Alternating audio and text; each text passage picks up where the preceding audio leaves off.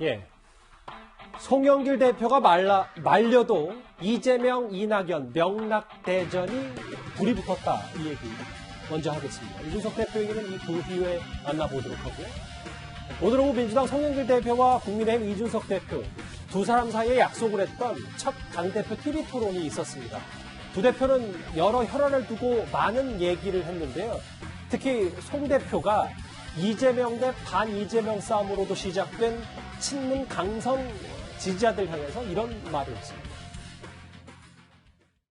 저는 친문 강성 세력이 변화돼야 된다고 봅니다. 중도적 세력 그리고 우리 민주당을 떠났던 분들을 다시 포용하려면 마음을 열어야죠. 너무 조금만 다르면 배척하고 공격하고 같은 당 내에서도 특정 후보에 대한 노골적인 인신공격을 서로 해대면 이 당이 외연을 확장하기 어렵습니다.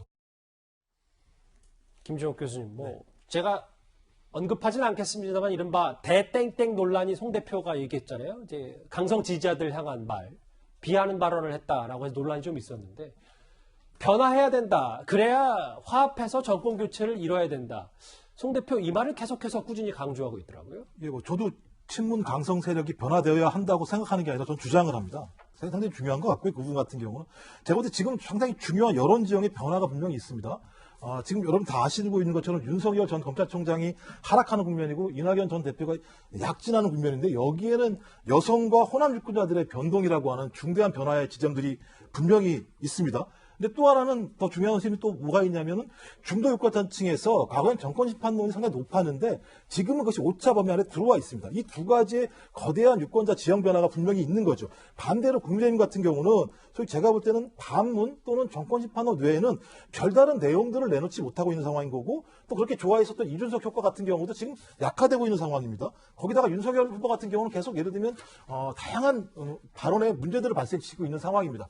이런 상황이라고 얘기하는 건 소위 민주당과 민주당 후보들의 강세, 그다음에 국민의힘 또 야권 후보들의 약세라고 하는 흐름들이 만들어지고 있는 거고 이것이 지금 여론 지형들의 변화들을 만들어내고 있는 상황인데 갑자기 여기서 소위 친문 강성 지지자들이 과거와 같은 방식으로 전면에 등장하게 됐을 때 제가 볼 때는 여기서 얘기하는 중도 유권자층 같은 경우나 정권 심판을 다시 살아오를 수 있는 측면들이 분명히 있습니다. 또 말씀한 내부에서 소위 서로 간의 싸움 때문에 갈등 구조가 만들어질 수 있습니다. 그런 측면에서 당연히 당 대표는 이러한 부분들에 개입해서 이런 얘기들의 정보 시그널을 주는 건 당연하다는 생각이 드는 거고요. 그런 측면에서 다시 한번 송 대표 얘기처럼 저도 친문 강성 세력이 변화되어야 한다고 생각하는 게 아니라 주장합니다. 예. 그런데 송영길 대표가 좀 다소 진정하라고 얘기를 해도 이른바 명락대전, 그러니까 이재명, 이낙연 캠프의 신경전은 멈추지 않고 있습니다. 이제는 좀 감정이 묻어나온다는 평가도 많아서요. 이제 노무현 전 대통령 탄핵 얘기까지 거론이 됐습니다. 저는 우리 민주당의 세 분 대통령을 모셨습니다. 김대중, 노무현, 문재인 대통령은 저에게 학교였습니다. 이낙연 후보가 2004년에 노무현 대통령 탄핵했을 때 탄핵에 찬성했습니까? 반대했습니까? 분명한 입장이 없어요. 이낙연 후보가 2002년 노무현 대통령 후보의 대변인이었는데 그 이후 탄핵의 과정에 참여를 했고요. 그래서 찬성과 반대를 했느냐 분명히 밝힌 게 필요한데 그런 이후에 문재인 대통령을 어떻게 지킨다는 겁니까? 글쎄요. 이 노무현 전 대통령 탄핵 얘기 이재명 지사 캠프 쪽에서 먼저 꺼낸 얘기입니까? 이게 왜 나왔냐면 이제 지난주까지만 하더라도 그 후보 본인도 있고 뭐 가족도 있고 이렇게 공방이 오가긴 했는데 이번 주 들어가지고 경기도 교통연수원 이 문제가 나오면서 그렇죠. 이낙연 캠프에서 혹시 선거법 위반으로 이재명 지사까지 엮으려고 하나 이제 이재명 지사 캠프에서는 굉장히 위기감을 느끼면서 아마 본격적으로 공격을 한 것 같은데 이낙연 후보가 아까 방송에 잠깐 나왔습니다만 김대중, 노무현, 문재인 대통령을 잇는 이제 적통을 얘기하니까 아니 노무현 그 전 대통령 당시 탄핵 상황을 얘기하면서 탄핵에 혹시 찬성한 거 아닌가? 그런 분이 어떻게 적통을 얘기하냐고 아주 정면으로 그 공격을 한 거죠. 당시 상황이 그 열린민주당을 이제 노무현 대통령이 뜻에 따라 창당을 했는데 당시 이낙연 후보는 열린민주당에 가지 않고 민주당에 남았고 민주당에 남았던 이낙연 대표 그리고 이제 추미애 지금 후보도 마찬가지죠. 탄핵에 찬성한 건 아니냐. 그 탄핵 소추 명단에 이름도 올렸다. 또는 그때 표결을 할 때 야당과 함께 몸을 막았다. 이런 구체적인 정황을 얘기하면서 탄핵에 찬성했나 반대했나 이거를 이제 문제를 제기하는 이낙연 대표는 당연히 반대했다고는 얘기하지만 그걸 또 증명할 수 있는 방법은 뭐 아주 쉬운 건 아니니까 이게 지금 논란이 되고 있는 겁니다. 근데 장혜철 평론가님, 실제로 이낙연 대표 측은 당시 반대표도 던졌고 수년 전에 분명한 입장이 있었음에도 사실관계 확인 없이 발언했다. 민주당 정신을 폄훼하냐. 글쎄요, 이 신경전 대단한데요. 오늘 김남국 의원도 이 이야기를 본인의 SNS에 올렸더라고요. 지금 이재명 캠프에서 뛰고 있지 않습니까?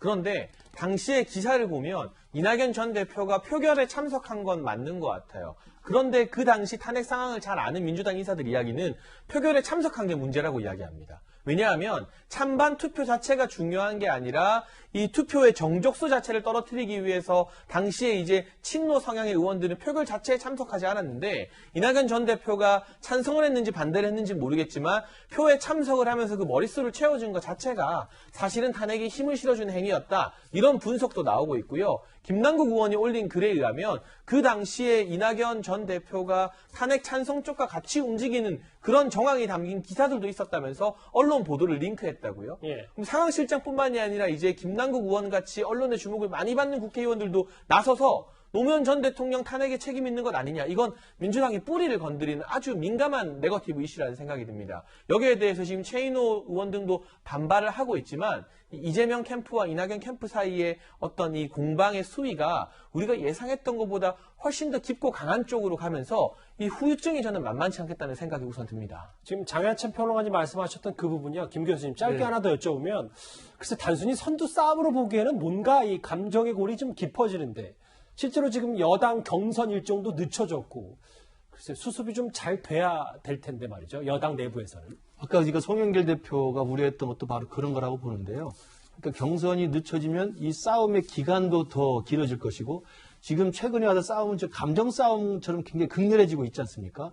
그러니까 상대방이 마치 다른 정당의 후보의 본선 게임을 하는 것처럼 굉장히 격한 불만들과 비판들을 하고 있는데 지금 같은 당에서 지금 사실 경선을 하는 거거든요.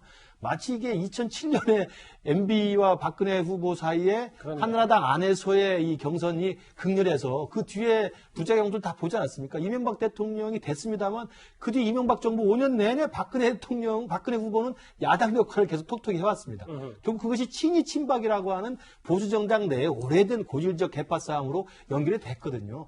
바로 그런 것들 생각해 보면 혹시라도 이게 지금 과거에 4년 전에 이재명 지사가 당시 성남시장으로서 문재인 후보랑 싸웠던 그것이 마치 4년 뒤에 데자뷰처럼 와가지고 또다시 이낙연과 이재명이 친문 비문 사이에 그리고 감정적인 싸움 사이에 개파 간에 심한 지금 인신공격이 되고 있는 게 아닌가라는 우려가 있는데 저는 하더라도 같은 당내에서 경선을 한다면 하더라도 사실 확인이 제일 중요하고요. 두 번째는 감정적인 비난이 섞인 내용들은 좀 자제를 해야 됩니다. 그런 면에서 보면 저는 이낙연 후보가 최근에 제기한 그 경기도 교통연수원의 간부가 했다고 하는 선거운동에 대해서는 이재명 후보가 분명히 실체를 밝힐 필요가 있고요. 예. 무조건 모르쇠로 일관할 필요가 해서는 안 되고 밝힐 필요가 있고 그다음에 지금 이재명 후보 측에서 말한 탄핵에 찬성하는 여부는 사실은 이것은 무기명 투표에 들어가서 한 거기 때문에 본인이 반대했다고 하면 그걸로 끝나는 겁니다. 예. 그것에 대해서 감정적으로 사실 확인도 안 되는데 찬성하지 않느냐고 물어보는 건 사실은 낙인 찍기에 불과한 겁니다. 그런 식의 좀 감정적 비난과 공격을 서로 자제하는 게 낫지 않나 생각합니다.